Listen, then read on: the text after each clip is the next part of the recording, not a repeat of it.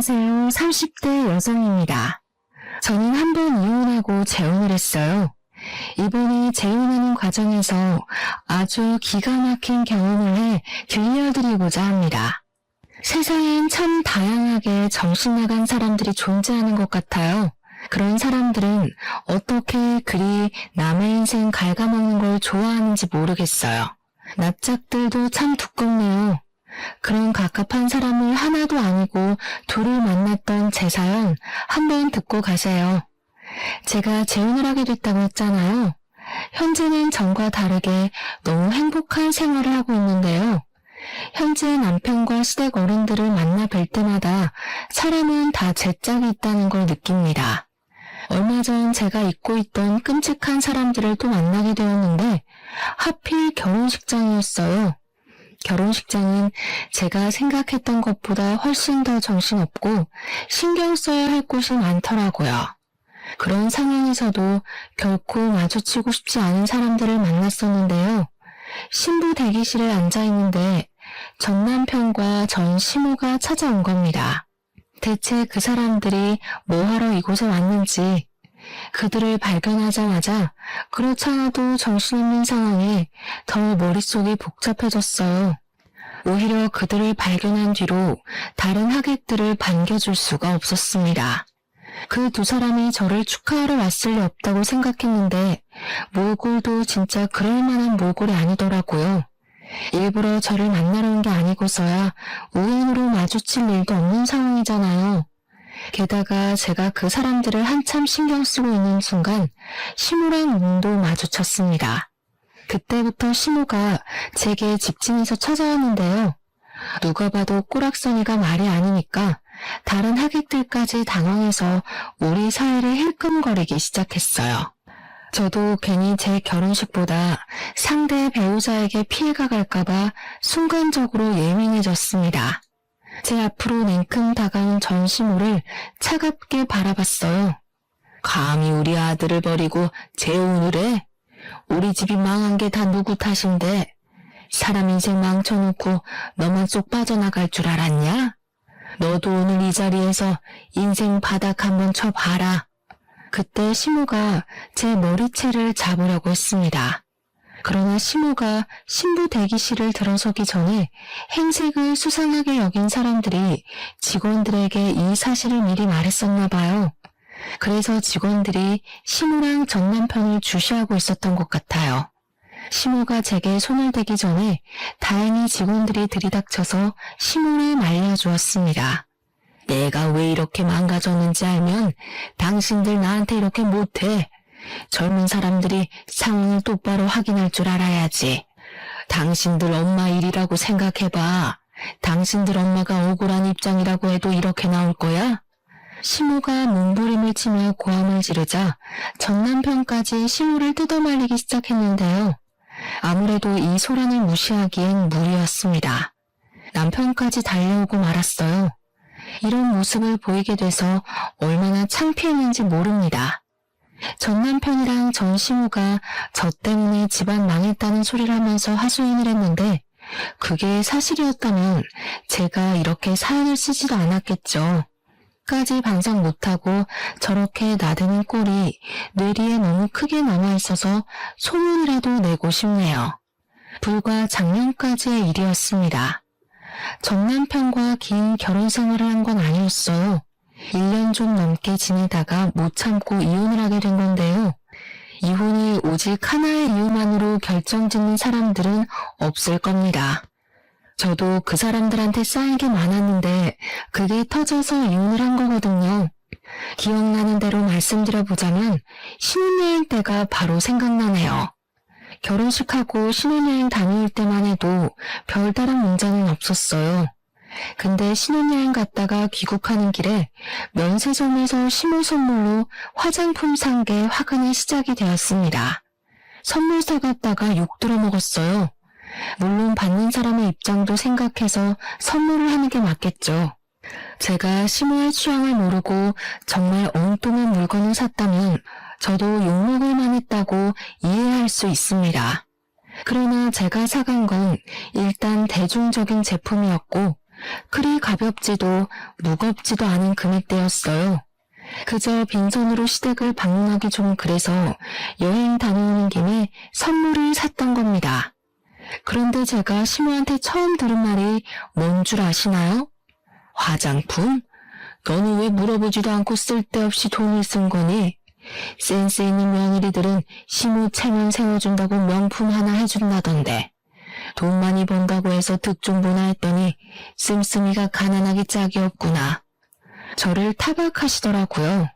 선물도 보는 사람 앞에서 뜯어보는 것까진 괜찮지만 그 선물을 대하는 표정이랑 태도가 너무 꿀사나웠어요.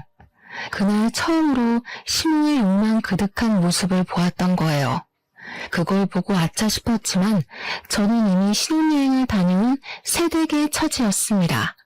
아무리 선물이 마음에 안 들어도 사온 사람 생각해서 제 앞에선 조심해줘야 하는 거 아닌가요? 나이 많다고 어린 사람 앞에서 예의 안 차리는 건 옛날 방식 아닙니까? 그 와중에 남편은 눈치 없이 자기 엄마 기분 상한 것만 생각하더라고요. 너무 뭐라 하지 마. 그래도 엄마한테 잘 보이고 싶어서 신중하게 고른 건데. 다음에 명품백이라도 사주겠지. 엄마 말대로 며느리가 진짜 돈 잘 벌잖아. 제가 평범한 회사원이지만 연차가 높아서 연봉도 좀 높습니다. 공무원 아니고 사기업에서 근무하고 있었어요. 남편이랑 당연히 서로 연봉 밝히고 결혼했습니다. 제 연봉 때문에 시모가 결혼 인사하던 제게 그렇게 잘해줬던 걸로 기억해요. 제가 자기한테 돈을 많이 쓸 거라고 생각했나 봐요. 아무튼 전 그날 이후로 시모한테 감정이 꽤 상해버렸습니다. 그렇게 무례하고 이중적인 사람은 처음 봤거든요. 남편한테 시모 행동에 대해 얘기를 해도 남편은 전혀 심각하게 받아들이지 않았어요. 오히려 제가 시모 마음을 이해 못해줘서 은근 속 좁은 사람 취급을 하더라고요. 처음이니까 남편의 말에 어쩔 수 없이 납득을 해줬습니다. 하지만 그 납득도 얼마 못 가 빠르게 걷어졌는데요. 도무지 제가 이해할 수 없는 일이 일어난 겁니다. 시댁에는 시누가 한 명 있는데요. 시누가 신혼여행 다녀와서 식구들 선물로 초콜릿을 사왔거든요. 근데 자기 딸내미라 그런지 초콜릿 하나에도 엄청 감동을 하면서 기특하게 여겨주더라고요. 그렇다고 제가 무슨 말을 한 건 아니었습니다. 그저 초콜릿을 받아서 바로 가방에 넣었을 뿐이었어요. 그런데 그걸 서운하다고 하면서 신우가 은근 저를 흘겨보더라고요. 너 지금 우리 애가 초콜릿 사왔다고 무시하는 거냐? 쓰지도 못할 화장품 사와서 처박아둘 바엔 언제든지 먹을 수나 있는 초콜릿이 낫지. 그게 뭐 불만이라고 뜯어보지도 않고 가방에 쑤셔넣어. 초콜릿인 거 이미 다 알고 있는데 굳이 뭐하러 여러 개를 뜯어요. 남편이 뜯어놓은 거 한 입 먹으면 되는 걸. 그리고 제가 드린 선물이 마음에 안 드시는 거 알겠는데 대체 언제까지 언급하실 거예요? 어머님이야말로 저 무시하는 거 아니세요? 어머머, 얘 말하는 꼬락서니 봐라. 뭐라고? 시간 지나면 눈치 좀 생길 줄 알았더니 완전 막 나가네.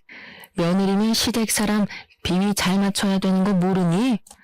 네, 맞아요. 제가 눈치가 없어요. 초콜릿 좋아하시는 거 미리 알았으면 초콜릿으로 사올 걸 그랬네요. 걱정 마세요. 어머님 생신 때 브랜드 있는 명품 초콜릿으로 선물 드릴게요. 이러면 비위 좀 맞추는 격이죠? 시모는 자기 딸한테 받은 초콜릿 때문에 제게 더 심한 욕을 하지도 못했습니다. 초콜릿을 들고서 저를 향해 눈을 부릅뜨고 있는데 보기만 해도 속이 시끄러워 보이더군요. 그 난리가 있고 한 달 뒤가 시모 생신이었는데 저는 정말 시모가 산 초콜릿보다 더 고가 제품을 구매해 선물로 드렸어요. 그때 전 시모가 없었을 때라서 시모가 솔직하게 자기 감정을 표출하더라고요. 제가 사준 초콜릿을 제게 던져버리며 자리에서 벌떡 일어나셨어요. 네가 사람을 아주 제대로 놀리는구나. 나한테 복수라도 하는 거냐? 어디서 이딴 게 굴러들어온 거야? 돈도 있는 사람이 더 한다더니 그래봤자 재벌도 아니면서 어지간히 몸살인다. 어머님께서 초콜릿에 미쳐있는 줄 알았는데 그건 또 아니라니까 당황스럽네요. 어머님이야말로 재벌 사모도 아니면서 바라는 게 참 과분하신 거 아니에요? 사람은 분수에 맞게 살아야지 배보다 배꼽이 큰 걸 바라면 망하는 법이에요. 생신은 축하드리는데 앞으로 어머님 태도가 이런 식이면 내년 선물도 초콜릿일 거예요. 시모는 결국 제 당돌함에 참지 못하고 뺨을 날렸습니다.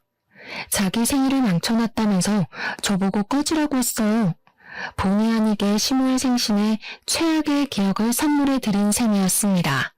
거기서 저는 시키는 대로 시모한테 인사하고 나왔는데 남편은 저를 따라 나오지 않았어요. 저랑 시모랑 신경전 벌이는 걸 보고 제가 처맞는 걸 보면서도 남편은 시모 기분 맞추기 급급했습니다. 나중에 귀가한 남편한테 그 부분이 서운했다고 말했더니 남편의 변명은 이러했어요. 겉으로 엄마 편을 들어야 당신이 나중에 편해지지. 내 속마음대로 당신 편만 들어봐라. 그 화살이 다 누구한테 가겠어? 남편은 자기만의 방식으로 중립을 지키는 거라고 했지만 실상은 그저 말만 번지르르 했고 미꾸라지처럼 상황을 잘만 피해가는 꼴이었습니다. 아무짝에 쓸모도 없는 중간다리였어요. 결혼하기 전만 해도 남편한테 실망한 적이 없는데 어떻게 결혼하자마자 이렇게 다른 기분을 느낄 수 있는지 모르겠네요. 이제 겨우 갈등의 시작이었는데 그 이후로는 제가 얼마나 시달리고 살았겠습니까? 일단 남편이 갈등을 싫어했기 때문에 제게도 딱히 시비를 걸던 때는 아니었어요. 오히려 다툼 안 나도록 이쪽 저쪽 비위를 맞춰주던 시기였죠. 그래서 저도 남편한테 딱히 화를 많이 냈던 건 아니었습니다. 차라리 그런 박쥐 같은 모습만 보였다면 제가 어떻게 참아보려 했을지도 몰라요. 그러나 남편이 본격적으로 사고를 치기 시작하면서 제 스트레스의 원인이 되는 사람은 둘로 늘어나 버렸습니다. 남편이 저와 한마디 의문도 없이 직장 동료와 다툼으로 회사를 때려치운 겁니다. 성질머리를 참지 못해서 욱했던 거예요. 그러면서 뒤이어 하는 말은 아주 철부지가 따로 없었는데요. 나 사업하려고 도무지 나랑 안 맞는 사람들이랑 일하는 거 신경질 나서 못하겠어. 나도 나이 먹을 만큼 먹었는데 언제까지 남 눈치 보면서 참고 살아야 돼? 당신이 나 좀 도와줘. 장인어른이 아파트 당신 명의로 해줬잖아. 그거 담보 잡아서 대출 좀 받자. 내가 사업 대박 터뜨려서 당신 호강시켜줄게. 정신 나갔어? 당신이 사업에 대해서 뭘 안다고 사업을 해. 그러다 더 큰일 나면 어쩌려고. 빚더미 앉은 집안 중에 사업한 사람이 대다수야. 사업이란 게 자기 혼자만의 문제가 아니잖아요. 가정이 있는 사람이 마치 잃을 거 없는 것처럼 무모한 도전을 하려고 하길래 기가 막혔습니다. 직장 동료랑 싸워서 홧김에 사표 낸 것이 잘한 일인가요? 이럴 때 기죽어서 수그리고 들어가면 직장에서 무시당한다며 떵떵거리는데 정말 한심해 보였습니다. 남편의 쓸데없는 용기 때문에 우리 가정을 위태롭게 만들 수는 없어서 저는 남편의 그 제안을 바로 거절해버렸어요. 그랬더니 남편이 시모한테 그 사실을 얘기한 겁니다. 우리 사이의 문제인데 왜 시모까지 끌어들이는 건지 모르겠어요. 덕분에 이건 더 이상 부부의 문제가 아니라 집안의 문제로 커져버렸습니다. 시모가 우리 집을 찾아와서 남편이 했던 사업 얘기를 하기 시작했는데요. 저한테 돈이라도 맡겨놓은 줄 알았어요.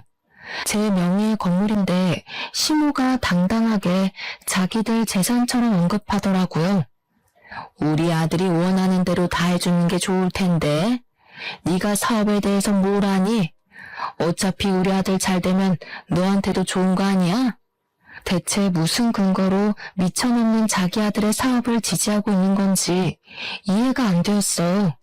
사업에 대해서 모르는 건 시모뿐만 아니라 남편도 마찬가지였거든요. 모르는 게 상책이라는 말도 있지만 사업만큼은 그런 말과 관련 없다고 생각했습니다. 그래서 시모의 설득에도 저는 그저 싫다고 거절했어요. 그랬더니 시모가 퇴근하고 나서 저녁마다 시집살이 시키려 작정하고서 저희 집을 찾아오더라고요. 남편도 시모와 같은 뜻인 입장이라서 멋대로 집 비밀번호를 알려준 거였어요. 그때부터 저는 남편과 제대로 등을 지기 시작했습니다. 제가 일방적으로 남편을 무시하려고 했어요. 저를 그렇게 압박해오면 제가 항복할 줄 아는 것 같더라고요. 그런다고 한들 사업이 누구 집 게으름도 아니고 능력 없는 사람들 입에 오르내릴 만큼 가벼운 일이 절대 아니라고 생각했으니까요. 하지만 심호의 간섭과 고나리질이 스트레스인 건 어쩔 수 없었습니다. 저도 일을 하는 사람이니까 직장에서 받는 스트레스가 있을 거 아니에요. 퇴근하고 오면 좀 쉬고 싶은데 심호가 저를 기다리고 있으니 스트레스가 배로 끓어오르더라고요. 너무 쉬고 싶어도 심호의 주둥아리가 제 뒤를 쫓아왔습니다. 먼지가 너무 많다느니 설거지거리가 잔뜩 쌓였다느니 반찬은 왜 이렇게 부실하냐느니 말이죠. 제가 집안 청소를 안 하는 것도 아니거든요. 근데 심호는 꼭 제 손 닿을 수 없는 곳을 살피면서 이따위로 하는 것도 청소냐고 엄청 지적했습니다. 게다가 설거지는 제가 먹은 그릇들이 아니에요. 심호가 우리 집을 들락거리면서 일부러 만들어 놓은 설거지들이었죠. 저도 어디 해보자는 뜻으로 심호에게 맞서서 나름 무심하게 대응은 했는데요. 이게 안 풀리고 쌓이다 보니까 너무 가슴이 갑갑하더라고요. 집안 꼬락선이 잘 돌아간다. 너는 어떻게 칭찬할 만한 구석이 없니? 너 때문에 우리 집안까지 재수가 없으려고 해. 안 되겠다. 너 그냥 직장 때려치워라. 네가 살림을 한 번도 제대로 해본 적 없으니까 이 모양이겠지.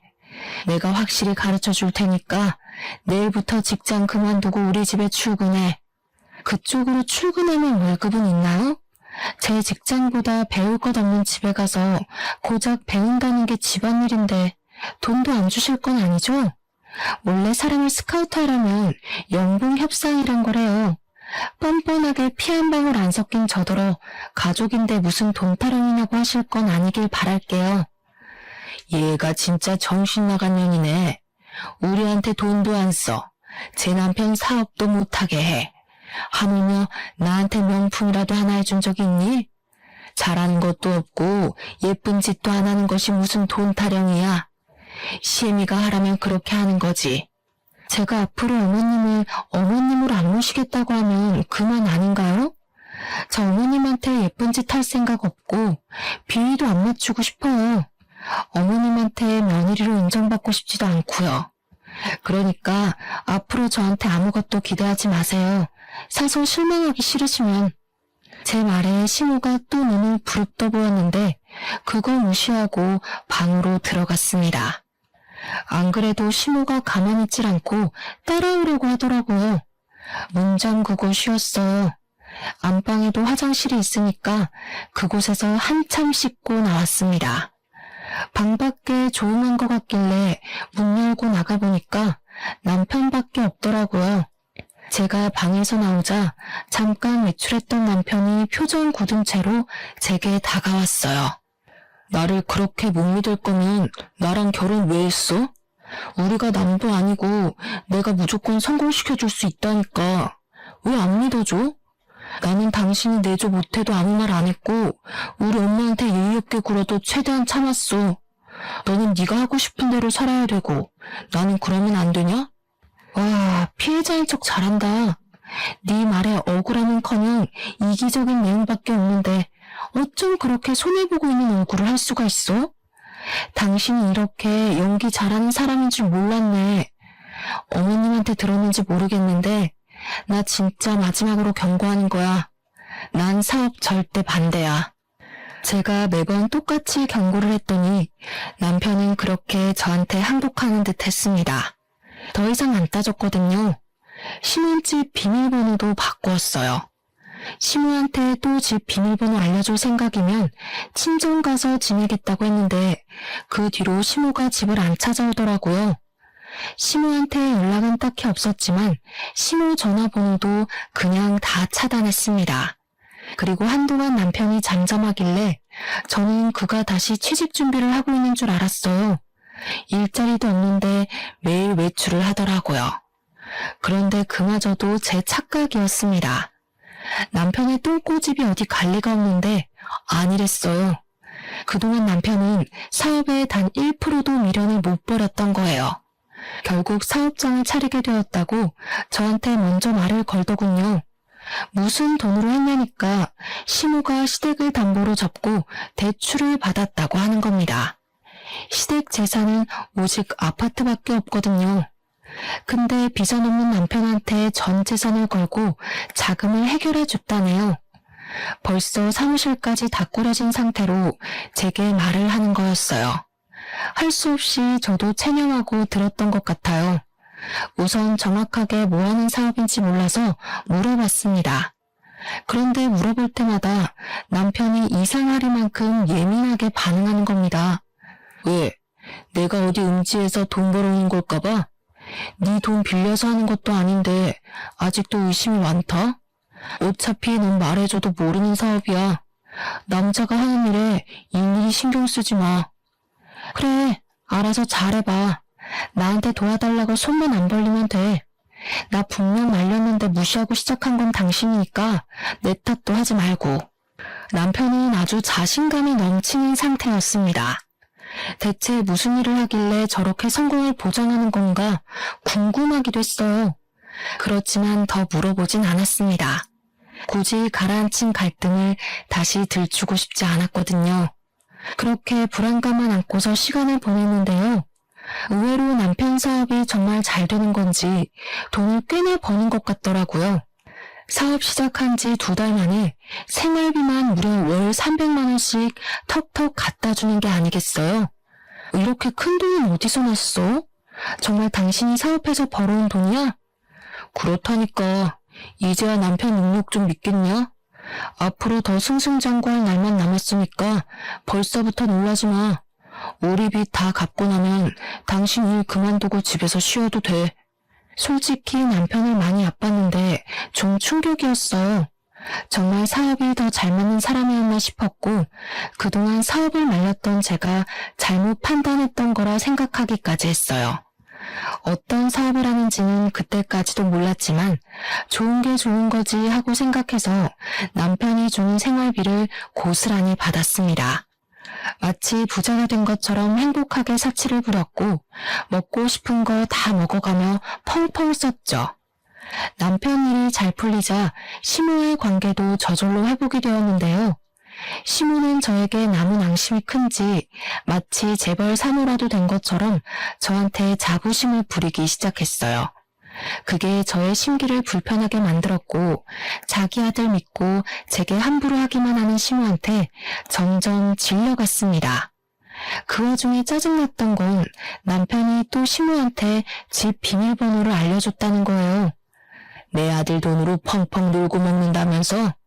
네 돈 주기는 싫고 내 아들 돈은 쓰고 싶나 보지? 그렇게 돈 좋아할 거면서 뭐하러 쌩님인 척 딱딱하게 굴었대? 앞으로 우리 아들이 돈 필요하다고 하면 군말 없이 대줘라. 알겠니? 제 돈을 왜 어머님이 이래라 저래라 하세요. 그때 돼서도 결정은 제가 해요. 그리고 사업은 길게 보는 거지 시작 때 성공했다고 쭉 성공하리란 법 없잖아요. 벌써부터 긴장 놓지 마세요. 남편이 돈을 많이 벌어다 주니까 시모 입장에선 제가 그만 꼬리를 내리고 넙죽 엎드려야 한다고 생각한 것 같아요. 저도 남편이 생활비를 많이 가져다 주면 좋죠. 그런데 그걸로 비굴해지긴 싫거든요. 그래서 저만의 소신을 끝까지 굽히지 않았던 건데 시모가 그게 마음에 안 들었나 봐요. 아들이 자기의 유일한 방패막인지 제 행동을 과장해서 남편한테 고스란히 말하더군요. 남편 역시 제 편은 아니었어요. 남편도 돈 때문에 제가 굽히고 들어오길 바랬습니다. 자기 돈 많은 걸 자꾸 내세우면서 허세를 엄청 부렸고요. 자기 엄마 무시하냐고 엄청 많이 발끈했어요. 두 사람의 갑질이 기분 나빴지만 그래도 남편이 생활비를 많이 주니까 그냥 참았어요. 그렇게 날을 보내던 어느 날이었어요.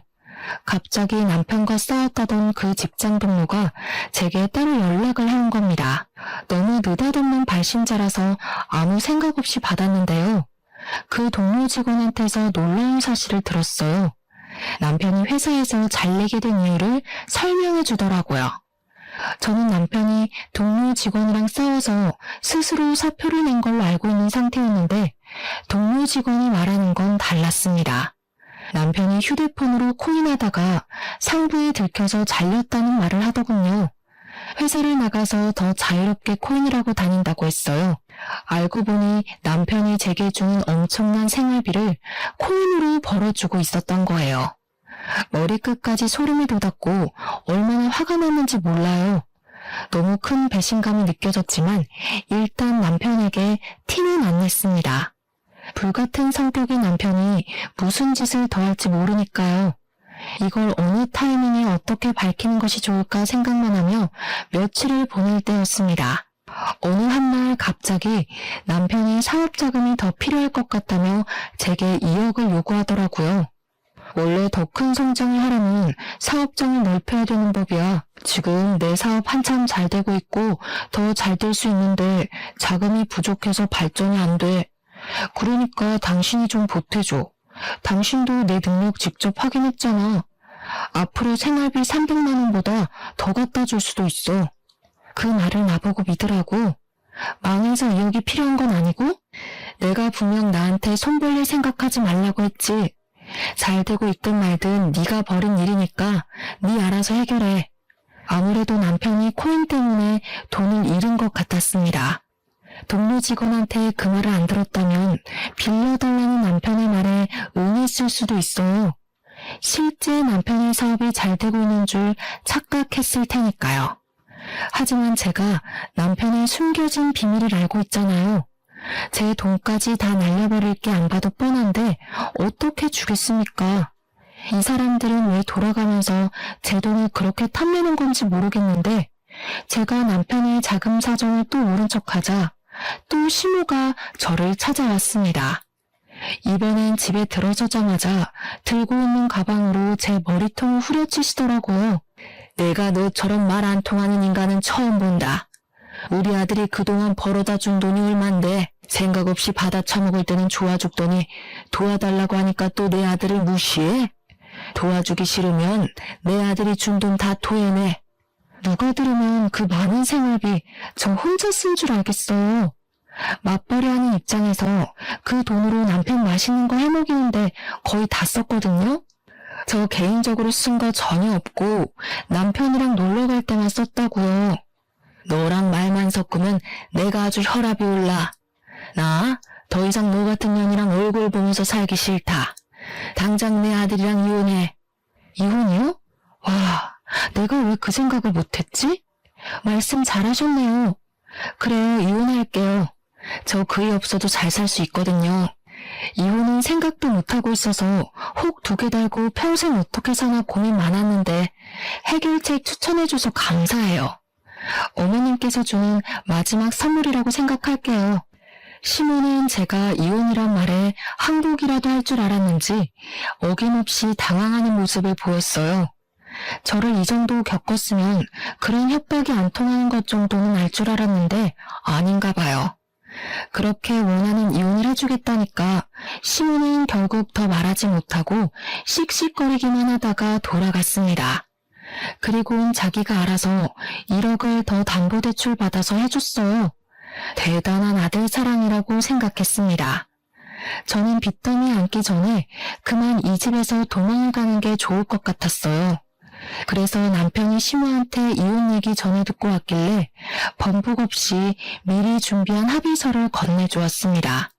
그래, 잘 됐네. 나도 나 이해해주는 돈 많은 여자 만나서 재혼할 거야.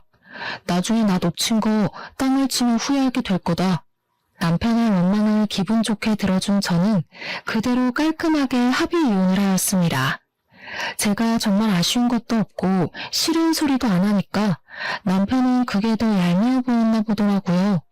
갑자기 저한테 바람만 내는 소리를 하대요? 생각하는 것도 딱 네 수준이다. 뭐라도 소송하고 싶어서 그러는 거면 한번 돈 들여서 뒷조사해 보던가. 어차피 헛다리일 텐데 굳이 소송비 날리지 말고 지금이라도 아끼는 게 좋지 않겠어? 제 말은 전 남편도 인정하는 부분이었습니다. 저를 따로 소송할 생각은 없어 보였어요. 아무튼 저는 그제야 지긋지긋한 돈타랑에서 벗어날 수 있었습니다. 생각보다 깔끔한 이혼이어서 만족스러웠어요. 이혼을 하는 순간에도 신우는 얼굴을 비추지 않았는데요. 아무래도 자존심 때문에 제게 인사 따위 하고 싶지 않았나 봐요. 끝까지 며느리로 인정 안 한 거나 마찬가지겠죠. 그러거나 말거나 어떻게 생각하든 더 이상 제 삶에 그들을 끼워넣고 싶지 않았어요. 이제 다시 솔로의 삶을 얻었으니 행복할 일만 만들고 싶었습니다. 제가 이전부터 세계 일주하는 게 꿈이었는데 생각도 정리할 겸 시기가 딱 적당한 것 같더라고요. 그래서 이혼하자마자 가장 먼저 시행한 것이 바로 여행 티켓부터 끊는 거였어요. 시간이랑 경비 때문에 세계 일주까진 못하고 아쉬웠건만 돌았습니다. 세상 사는 게 이렇게 재밌고 행복하다는 걸 그때 처음 느꼈어요. 한국으로 돌아올 때쯤엔 막대 묵은 두 모자는 이미 제 머릿속에서 지워진 상태였습니다. 한국 와서도 저의 행복한 시간은 쭉 이어졌어요. 늘 배우고 싶었지만 마음을 품고만 있던 수영도 정기권을 끊었고요. 퇴근하고 집에 가면 영화 한 편 보면서 행복함을 느꼈습니다. 이혼만이 제가 사는 길이었는지 좋은 일은 끊임없이 이어졌어요. 저 이혼하고 얼마 안가 승진도 했잖아요. 어쩜 이렇게 행운만 따르는지 모르겠어요. 제가 결혼한다고 직장 그만뒀으면 어쩔 뻔했습니까? 행복한 시간이 길어질수록 과거의 상처는 더 빨리 잊혀갔는데요. 어느 날 직장에서 제휴맺은 리조트에 할인가로 갈 수 있다는 공고가 올라왔어요. 휴양지를 좋아했던 저는 당장 신청했습니다.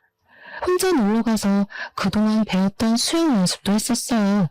그런데 그곳에서 그만 사고가 나버린 겁니다. 수영하다가 쥐가 내려서 그대로 물속에 빠져버렸어요. 물에서 쥐가 나면 왜 큰일 난다고 하는지 그때 강하게 느꼈습니다. 제가 아무래도 앞으로의 운을 그날 다 쓴 게 아닌가 싶은데요. 제가 빠진 순간 저 혼자 있었던 게 아닌지 어떤 남자가 저를 바로 구해주었어요. 그런데 거기서 끝난 게 아니라 그 남자와 의외의 인연이 돼서 통성명을 하게 되었습니다.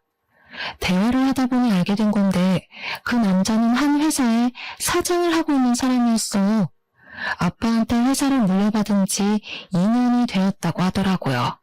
저랑 또래였는데 벌써 어느 자리에서 큰일을 하고 있다니까 존경스러웠습니다. 그 뒤로 여행하는 동안 그 남자와 연락을 많이 했어요. 솔직히 그 남자가 무슨 마음으로 그러는지 알겠더라고요.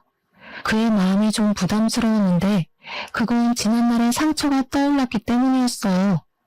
두 번 다시 남자를 사귀고 싶지 않았거든요. 혼자가 편하다는 걸 알았고 결혼은 제게 아무짝에 쓸모없는 문화라는 것도 알았으니까요. 그래서 제 마음을 솔직하게 말씀드렸어요. 하지만 그 리조트 남자분이 쉽게 물러나질 않더라고요. 자신이 은인이라는 이유로 계속 밥 한 끼 하자며 연락을 지속했습니다. 원래 은인이랑은 평생 가야 하는 거라는 농담까지 하면서 저보고 친구로만 지내도 좋으니까 연락만 하자길래 할 수 없이 만남을 이어갔죠. 그렇게 마지못해 연락하다가 마음이 움직여서 연애까지 하게 된 겁니다. 사귀기까지 한 2년은 걸렸어요. 그동안 기다려준 남자에게 감동한 부분도 있어서 마음이 움직였던 것 같네요. 그분은 제가 이혼한 여자라고 해도 개의치 않아 하더라고요. 그것도 좀 신기하긴 했어요. 그리고 그 남자도 한번 갔다가 온 남자라고 했습니다.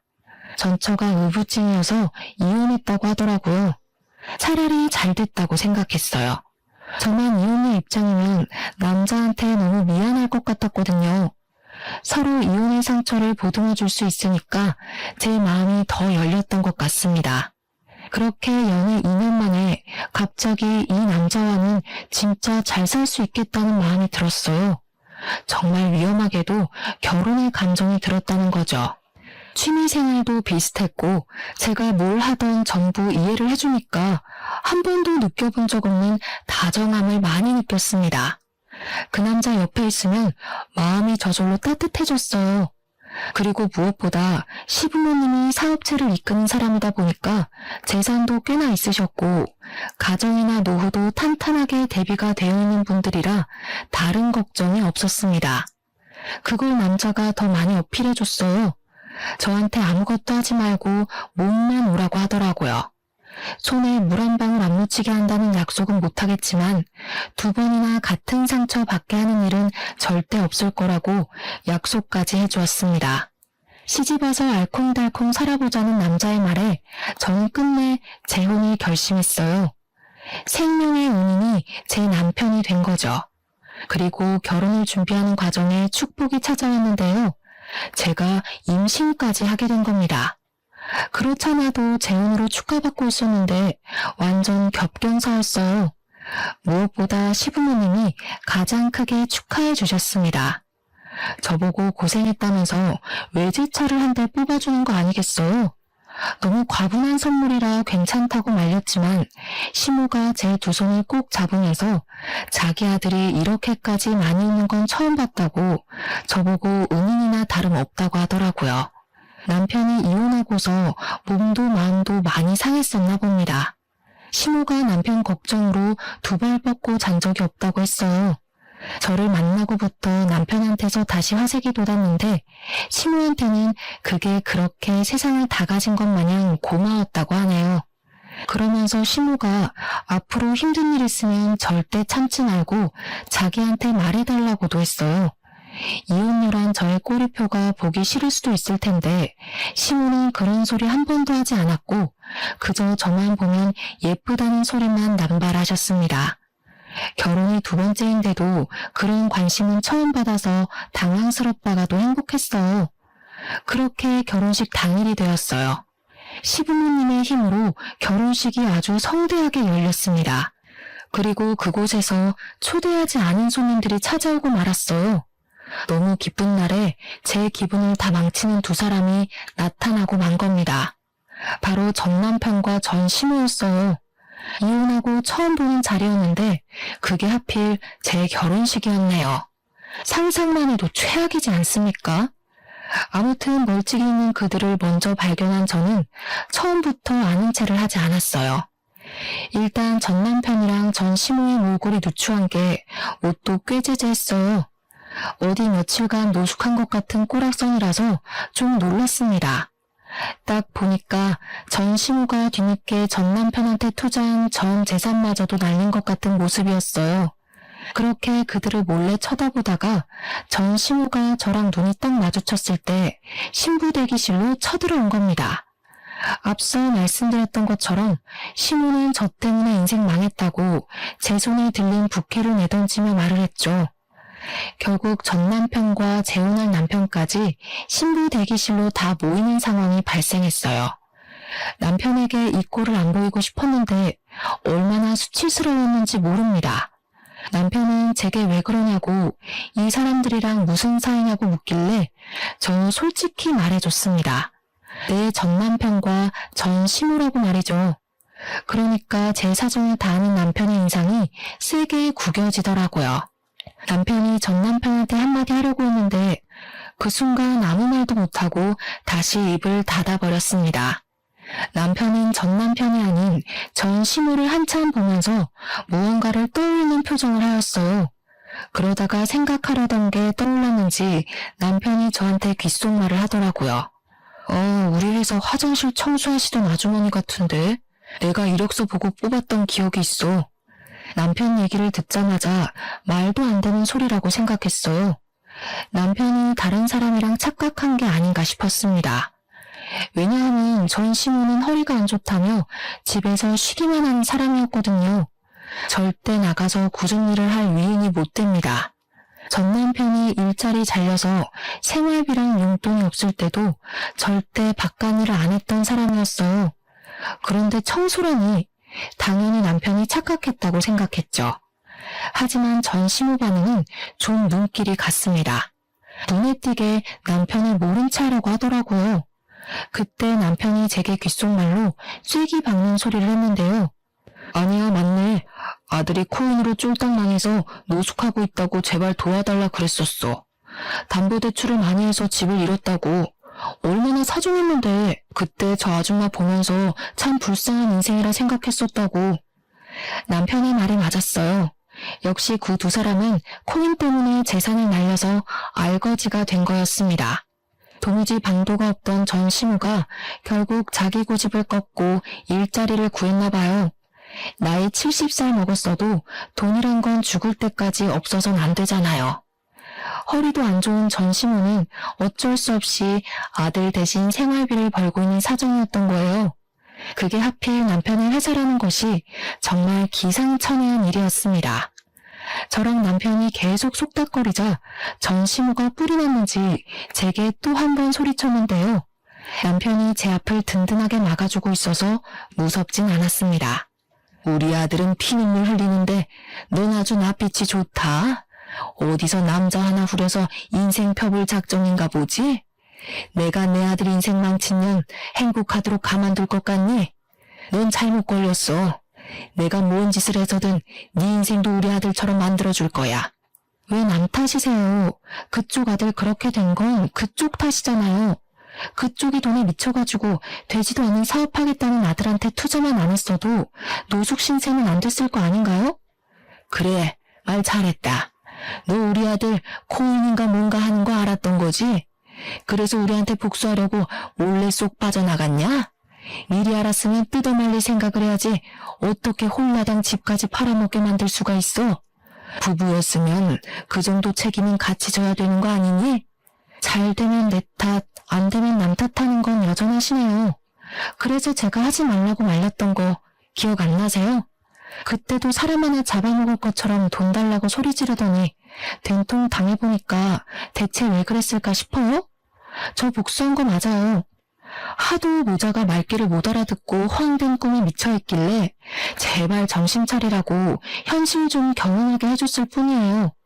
대신 앞으로 사업 안 할 거잖아요. 좋은 경험 배운다고 생각하세요. 그때 전 시모가 바닥에 떨어져 있는 부케를 냉큼 줍더니 저한테 던졌습니다. 그걸 남편이 막아주지 않았다면 얼굴을 맞았을 거예요. 남편은 날라온 부케를 붙잡고서 전 시모한테 성큼 다가갔어요. 그리고는 제게 귓속말로 얘기했던 사실에 대해 물었습니다. 청소 아주머니 맞죠? 저 모르겠어요? 아줌마가 하도 무릎 꿇고 빌길래 제가 취직시켜준다고 했잖아요. 평생 은인으로 모시겠다고 하더니 은인 얼굴도 못 외우고 은인 결혼식 망치러 온 거예요? 뭐? 이 사람은 무슨 소리를 하는 거야? 저런 년 인성 하나 못 알아보는 사람을 은인으로 둔 적 없거든요. 그럼 확인시켜 드릴게요. 오늘부로 해고니까 이제 출근 안 하셔도 돼요. 근로법에 신고해도 소용없어요. 그동안 같이 일하신 분들이 아줌마 일 더럽게 못하고 지각을 밥 먹듯이 한다고 하소연 많이 하더라고요. 근로자가 문제면 노동협회에서도 사장들 손들어주는 거 알죠? 그제야 전 시모의 얼굴이 새빨개지더니 안절부절 못했습니다. 남편한테 싹싹 빌고 싶은데 제가 있어서 체면을 차리는 것 같았어요. 결국 한마디도 못하고 전 남편을 데리고 도망가 버리는 거 아니겠습니까? 자기도 쪽팔린 줄은 아는가 봐요. 그 초라한 뒷모습을 보는데 제가 미처 해결하지 못했던 채증이 이번에 싹 내려가 버렸네요. 그날의 그 모습을 마지막으로 더 이상 둘을 만난 기억은 없습니다. 남편 말로는 전 시모가 알아서 회사를 그만뒀다고 하더라고요. 역시나 제게는 자존심을 굽히고 싶지 않나 봅니다. 생계가 어려운 와중에 체면이나 생각하다니 아직도 정신 못 차린 게 분명하네요. 아무튼 저는 남편의 제안으로 휴직을 일찍 내고 집에서 쉬고 있는 중이에요.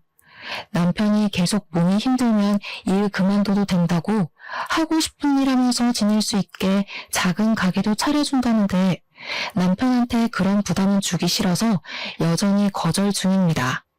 어쨌든 제 인생의 원인을 도려내니까 이렇게 행복할 수가 없어요. 역시 사람은 저마다 짝이 있는 것 같습니다. 다들 함께하는 사람이 꼭 영혼의 짝이길 바래요. 그럼 이만 끝내겠습니다. 감사합니다.